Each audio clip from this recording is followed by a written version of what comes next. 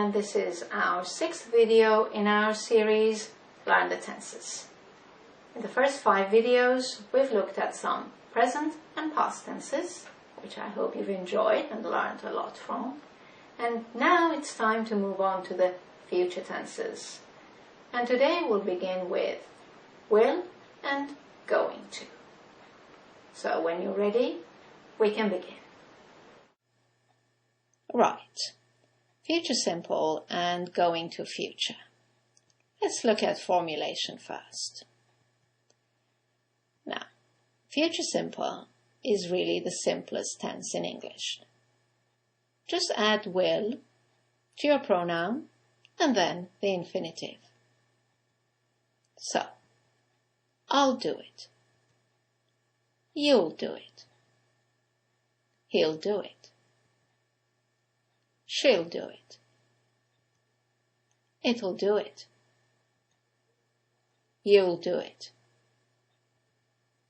We'll do it. And finally, they'll do it. You notice that will contracts to Let's look at the formulation of the going to future. For going to future, you simply conjugate the verb to be, then add going to, and then the infinitive. Let's have a look. I'm going to do it. You're going to do it. He's going to do it. She's going to do it. It's going to do it. You're going to do it. We're going to do it. And finally, they're going to do it. Let's move on to usage now. Future simple. Future simple has 2 main usages. The first one is to express a possibility in the future. And in this case, we usually put in an expression of possibility in our sentence. Expressions such as I hope, I think, maybe, probably. Let's look at some examples. It'll probably rain tonight. I hope he'll pass his test. If we don't hurry, we'll miss our flight. The second usage of the future simple tense is when you make a decision at the time of speaking. This usually happens in a dialogue. Someone says something or asks you to do something, and you react. And when you react, you use the future simple. Let's look at examples. Someone says, "It's terribly cold in this room," and you decide at that moment to put the heater on for them. You use the future simple. I'll put the heater on for you. Someone calls and says, "May I speak to Mr. Rossi, please?" You decide that you'll put them through to Mr. Rossi. And you'll say, "Hold on, I'll put you through." Let's look at another example. Someone says to you, "I'd love to see the town." Having heard this, you decide to show them around. So you say, "Really? Okay, I'll show you around." Now, let's look at the usage of the going to future. Again, there are 2 main usages. The first one is to indicate some form of certainty for the future, something that's certain to happen. Let's look at some examples. Look at those black clouds. It's going to rain any minute. He has studied really hard. He's definitely going to pass his test. The roads are all blocked. We're going to miss our flight. Let's look at the second usage of the going to future. When you talk about a decision or a plan you have made before the time of speaking. For example, I'm cold. I'm going to put the heater on.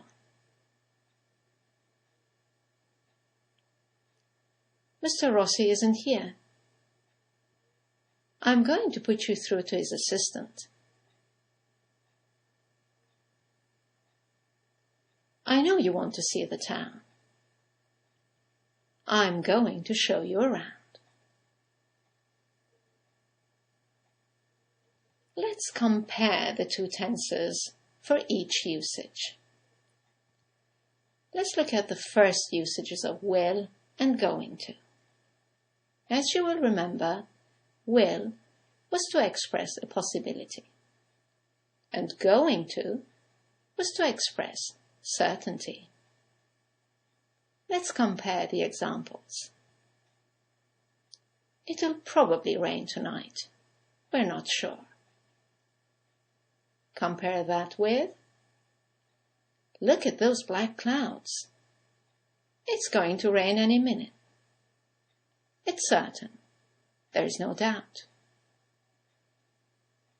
The next example was, I hope he'll pass his test, but I'm not sure. Compare that with, he has studied really hard. He is definitely going to pass his test. The word definitely underlines the certainty in this tense. And the final example was, if we don't hurry, we'll miss our flight. There's a possibility of missing your flight. However, if the roads are all blocked, and there's certainty that you will miss your flight, you will say, we're going to miss our flight. There's no doubt. Let's look at the second usages of the two tenses and compare them. Will was for a decision at the time of speaking, whereas going to was for a decision made before the time of speaking. Let's compare the examples.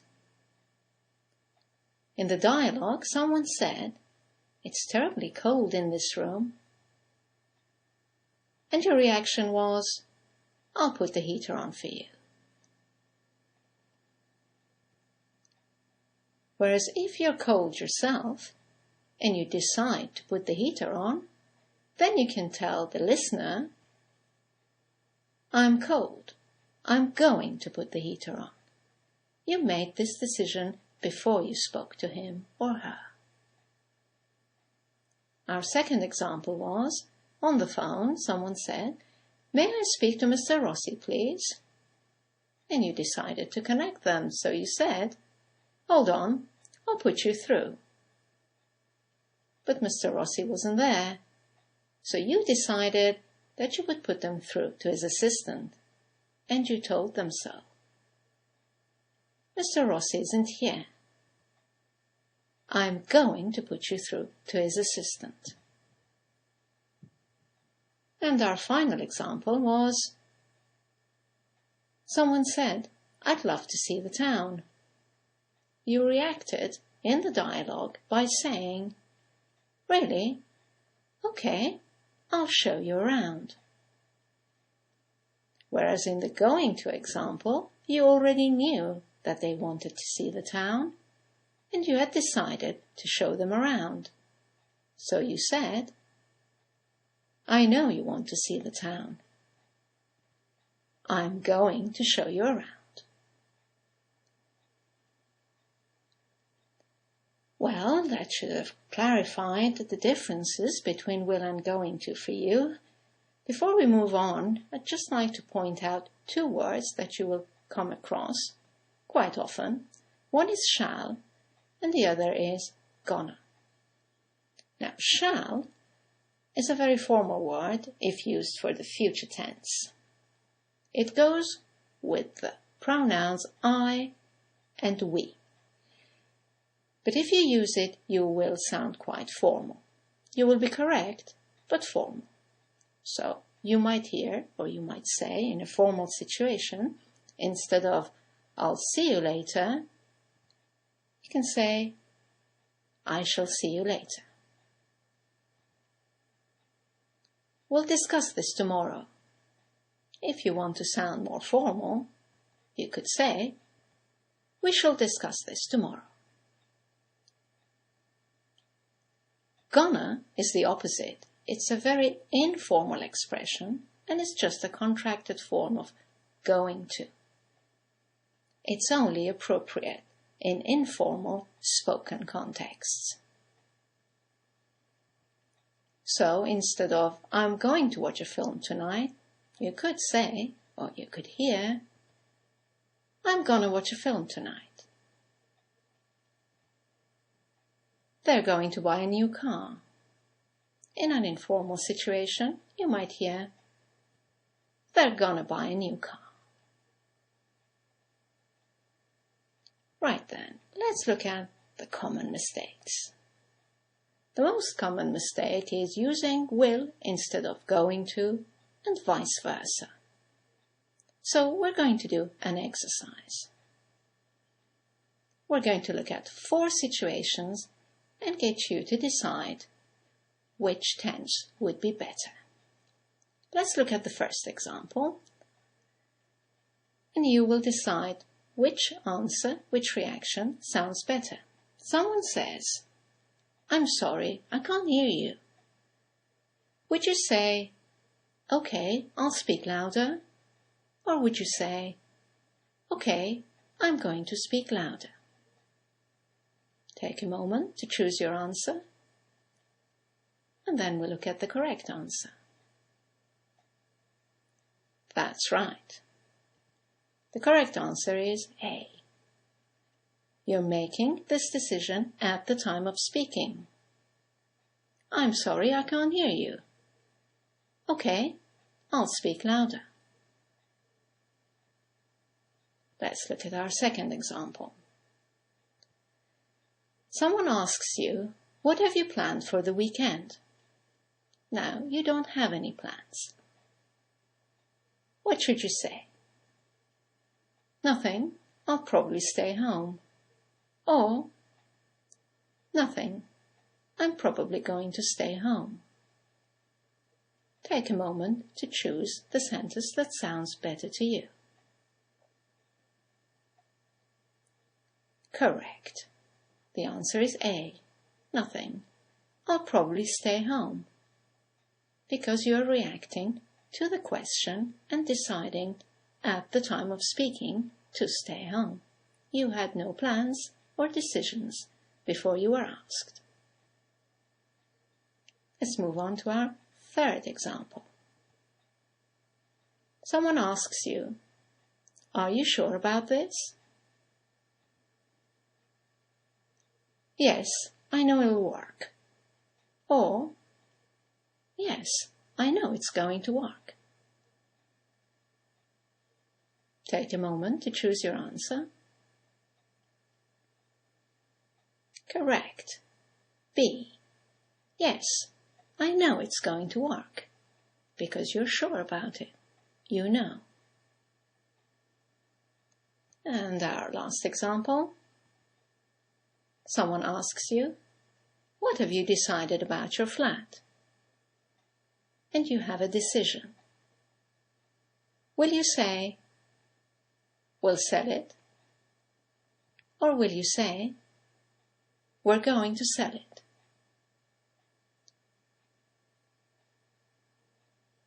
Correct. We're going to sell it, because you've already decided before you were asked that question.